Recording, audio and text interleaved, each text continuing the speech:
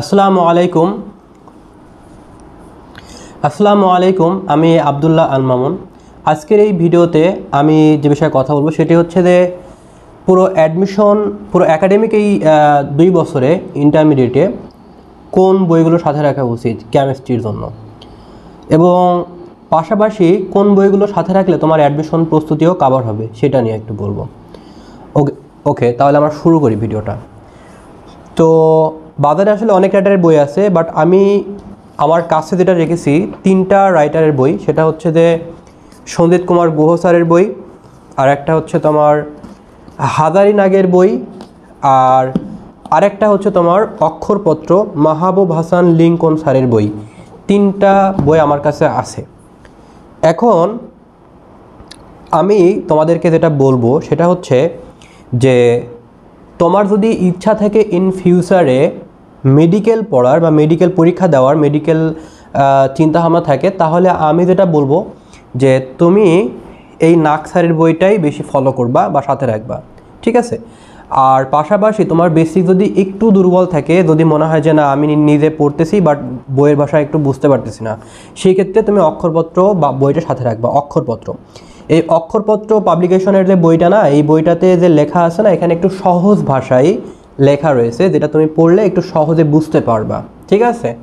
So এই বইটা অবশ্য সহায়ক হিসেবে রাখতে পারো, যেটা হচ্ছে তোমার যদি বেসিক দুর্বল থেকে থাকে, তুমি যদি ইঞ্জিনিয়ারিং কোচিং করতে চাও কিংবা মেডিকেল যাই বলো না কেন, তোমার যদি বেসিকটা উইক থাকে, যাদের বেসিকটা একটু উইক তাদের জন্য আমি বলবো যে অক্ষরপত্রটা বেস্ট একটা অপশন হতে পারে।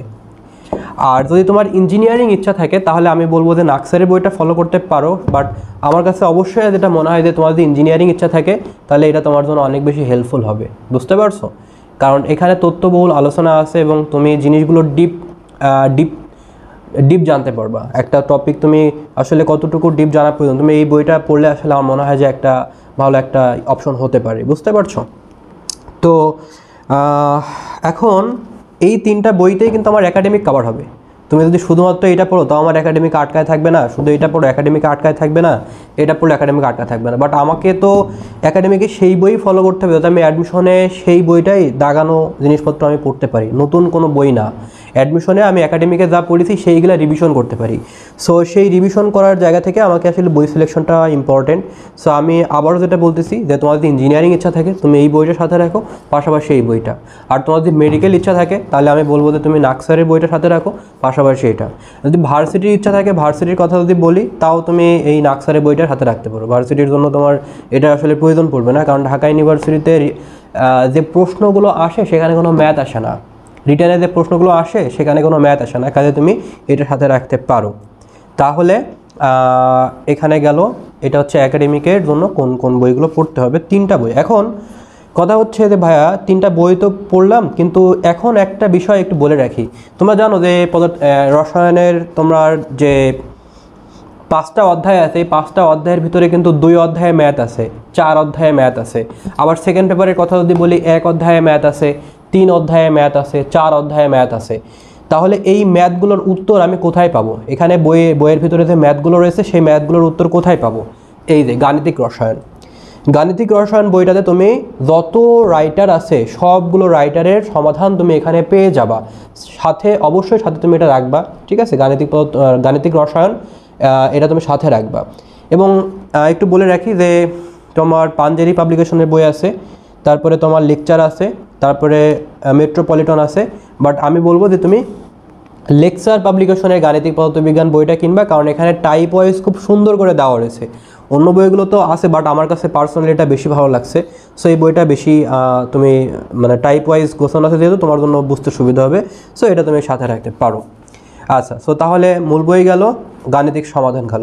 এখন ভাই সৃজনশীলের জন্য আর এমসিকিউর জন্য কি করব? বরাবরের মতো আমি লেকচার কিংবা পাঞ্জেরি সাজেস্ট করব না।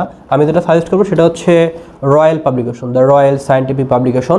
এটা হচ্ছে তোমার সৃজনশীল অংশ, আর এটা হচ্ছে বহু নির্বাচনী অংশ, ঠিক আছে?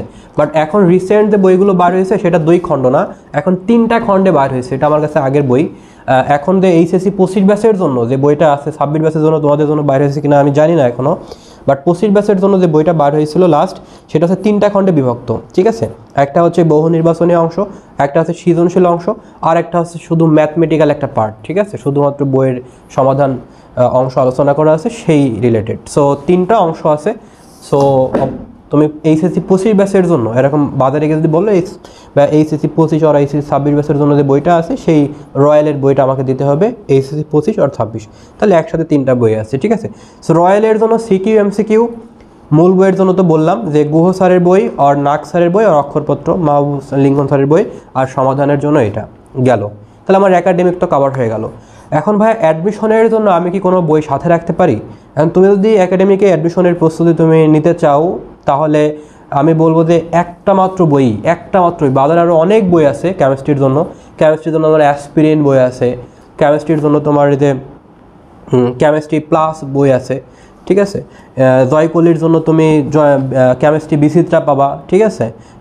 এরকম আরও অনেক বই টই তুমি পাবা। আমার কাছে পার্সোনালি যেটা ভালো লাগছে কেমিস্ট্রি প্লাস, ওকে। কেমিস্ট্রি প্লাস বইটা অ্যাকচুয়ালি অনেক ভালো বই। সো কেমিস্ট্রি প্লাস বইটা তুমি যদি সাথে রাখো, এই বইটা পড়লে তোমার ভার্সিটির জন্য যত ভার্সিটির প্রশ্ন আছে সব এখানে মোটামুটি দেওয়া রয়েছে টাইপ ওয়াইজ। আমার মনে হয় ভার্সিটির প্রস্তুতি নিয়ে আমার মনে হয় না খুব বেশি আর ঝামেলা হবে এই বইটা ভালোভাবে কমপ্লিট করতে পারলে। বাট অবশ্যই একাডেমিক আগে কভার করার পরে যদি সময় থাকে তারপরে। এখন কথা হচ্ছে যে ভাইয়া আমি যদি ইঞ্জিনিয়ারিং প্রস্তুতি নিতে চাই তাহলে আমরা কী করব? সো ইঞ্জিনিয়ারিং প্রস্তুতির জন্য আমি যদি বলি তাহলে কেমিস্ট্রির জন্য তুমি ইঞ্জিনিয়ারিংয়ের উদ্ভাসের যে প্রশ্ন ব্যাংকটা আছে এটা অবশ্যই, এটা আমাদের আগের বই, রিসেন্ট বই যেটা বাইর হয়েছে সেটা সুন্দর করে টাইপ ওয়াইজ দেওয়া রয়েছে। সো এটার পাশাপাশি তুমি বুয়েট রসায়ন বইটা, আমার কাছে বুয়েট রসায়ন বইটা অনেক ভালো লাগছে। তোমার জয়কলি পাবলিকেশনের বুয়েট পদার্থবিজ্ঞান, বুয়েট রসায়ন, বুয়েট গণিত 3টা বই আছে। এখন আমার কাছে গণিত আর পদার্থবিজ্ঞান যতটা না ভালো লাগছে, সব থেকে বেশি গোছানো হচ্ছে বুয়েট রসায়নটা। আমার কাছে বুয়েট রসায়ন বইটা বেশি ভালো লাগছে, ঠিক আছে। রিটেনের জন্য অনেক বই আছে, বাট আমার কাছে বুয়েট রসায়ন বইটা ভালো লাগছে। সো তুমি চাইলে ইঞ্জিনিয়ারিং প্রশ্ন ব্যাংক আর পাশাপাশি তুমি এই বইটা সাথে রাখতে পারো। তাহলে ইঞ্জিনিয়ারিংয়ের জন্য বুয়েট রসায়ন আর হচ্ছে ইঞ্জিনিয়ারিং প্রশ্ন ব্যাংক, আর ভার্সিটির জন্য কেমিস্ট্রি প্লাস, অ্যাসপেক্ট সিরিজের কেমিস্ট্রি প্লাস, ঠিক আছে। সো এই হচ্ছে ওভারঅল আর কি বই। এখন কথা হচ্ছে ভাই এই বইগুলো কিনতে আমার কত টাকা খরচ হইতে পারে? ওয়েল, তো তাহলে আমি একটু বলে রাখি। তো আমি কেমিস্ট্রির তোমাদের 3টা বই দেখালাম, গুহ স্যারের বই, লিঙ্কন স্যারের, তোমার নাক স্যারের বই, এবং আরেকটা হচ্ছে তোমার লিঙ্কন স্যারের বই। 3টা বইয়ের ভিতরে আমি তোমাকে বলবো যে কোনো 2টা বই তুমি সাথে রাখো। তো আমি ধরলাম যে তুমি নাক স্যারের বই, গুহ স্যারের বই 2টাই একসাথে রাখতে পারো। তোমার যদি বেসিক ক্লিয়ার থাকে তাহলে আমি বলবো যে তুমি এই 2টা একসাথে রাখো। আর যদি তোমার ইঞ্জিনিয়ারিং ইচ্ছা থাকে, বেসিকটা একটু দুর্বল থাকে, ভাই আমার অত দরকার নাই, তাহলে আমি বলবো যে তুমি এই যে এটাই বেসিক ক্লিয়ার করার জন্য, আর এটা হচ্ছে গিয়ে তোমার একটু অ্যাডভান্স জিনিসপত্র আছে আর কি জিনিসগুলো ডিপ জানার জন্য। সো যে কোনো 2টা বই ধরলাম যে তুমি কিনবা, এই 2টা বইয়ের দাম হইতে পারে তোমার 900 টাকার মতো, 800-900 টাকার মতো। তো আমি ধরলাম যে 1000 টাকা বাজেট ধরে রাখো, তুমি 1000 টাকা বাজেট ধরে রাখো, বেশি পরে ওখান থেকে মাইনাস করে দেবো আমরা, ঠিক আছে। তাহলে 1000 টাকা। এইবার তোমার যে এই যে কেমিস্ট্রি প্লাস, তারপরে বুয়েট রসায়ন, ইঞ্জিনিয়ারিং প্রশ্ন ব্যাংক, এই 3টা বইয়ের দাম তুমি 1500 টাকার একটু বেশি হবে, 1700 টাকা হইতে পারে। তো 1500 টাকা ধরে রাখো। তাহলে 1500 টাকা, আর এখানে হচ্ছে 1000 টাকা, তাহলে 1500। 3টা অ্যাডমিশনের বই হচ্ছে 1500 টাকা, বুয়েট রসায়ন, কেমিস্ট্রি প্লাস আর ইঞ্জিনিয়ারিংয়ের প্রশ্ন ব্যাংক, এই 3টা বই ধরো 1500 টাকা। আর তোমার এই 2টা একাডেমিক বই হচ্ছে গিয়ে 2টা একাডেমিক যে বইটা আছে সেটা হচ্ছে তোমার 1000 টাকা। তাহলে হচ্ছে কত? 2500 টাকা। আর এটা ধরো এইটা হয়তো বা তোমার 400 টাকা পড়তে পারে, বা 350 টাকা পড়তে পারে, 350 থেকে 400 টাকার ভিতরেই হবে। তো তাহলে হচ্ছে ধরলাম 500 টাকা ধরলাম হিসাবের সুবিধার্থে। তাহলে হচ্ছে কত তোমার? 3000 টাকা। 3000 টাকা। আর এই যে গাইড যেটা না, গাইড যে বইটা বাইর হয়েছে, এই বইটার দাম সম্ভবত 850 থেকে 900 টাকার মতো। তাহলে অলমোস্ট তোমার হচ্ছে 4000 টাকা। তো 4000 টাকা, 3500 থেকে 4000 টাকার এটা হচ্ছে তোমার ফার্স্ট পেপার। তাহলে 2টা পেপার আছে। তাহলে 2টা পেপার যদি হয় তাহলে মোটামুটি 3500 7000 টাকার মতো বই তোমার কেমিস্ট্রির জন্য কেনা লাগতে পারে। 7000 টাকা থেকে একটু বেশি, হয়তো বা 7000 থেকে 7500, এই রেঞ্জের ভিতরে তোমার ফার্স্ট পেপার আর সেকেন্ড পেপার। আমি তো দেখালাম ধরো একটা পেপার হিসেব করে। তো সেকেন্ড পেপার যদি আবার কিনতে চাও তাহলে সেখানে আবার 3500 টাকা। সো টোটাল হচ্ছে, একটু ভুল বলছি আমি, তোমার এই জায়গাটাতে আবার ইঞ্জিনিয়ারিংয়ের যে ইঞ্জিনিয়ারিং অ্যাডমিশনের বইগুলোতে আবার ফার্স্ট পেপার সেকেন্ড পেপার প্রয়োজন পড়ে না, শুধু গাণিতিক রসায়ন প্রয়োজন পড়বে, গাইড প্রয়োজন পড়বে। তাহলে 1500 টাকা লেস করো, 1500 টাকা লেস করলে তোমার ওই তো 6000 টাকা পড়বে, 6000 টাকা, হ্যাঁ 6000 টাকা মোটামুটি পড়বে। তো 6000 টাকা হলে তোমার মোটামুটি ফার্স্ট একাডেমিক টু অ্যাডমিশন সব বই আসলে হয়ে যাবে, ঠিক আছে। সো এই ছিল আজকের এই ভিডিওটা, দেখা হচ্ছে পরবর্তী ভিডিওতে। সবাই ভালো থাকো, সুস্থ থাকো, আল্লাহ হাফেজ।